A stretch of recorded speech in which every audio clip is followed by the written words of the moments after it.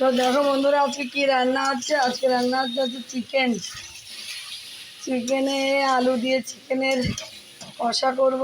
আলু দিয়ে দিয়েছি ভাজা আলুটা, সমস্ত রকম মশলা দিয়ে এখন আমি চিকেনটাকে কষাচ্ছি। চিকেনটা রান্না হবে। আর এদিকে আছে লাল শাক কেটে রেখেছি, লাল শাক ভাজা করব। আর আমের টক করব, এখনও কেটে পারিনি। দেখো চিকেনটা রান্না হচ্ছে, কষাচ্ছি খুব ভালো করে। একটু কষা কষাই করবো ভাবছি।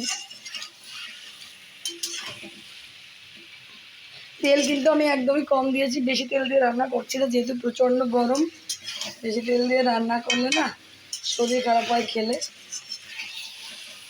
তো দেখো বন্ধুরা, তেল কিন্তু একদম কম।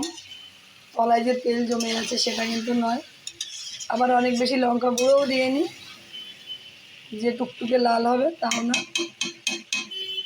তো দেখো চিকেনটা কষানো হয়ে গেলে এর মধ্যে আমি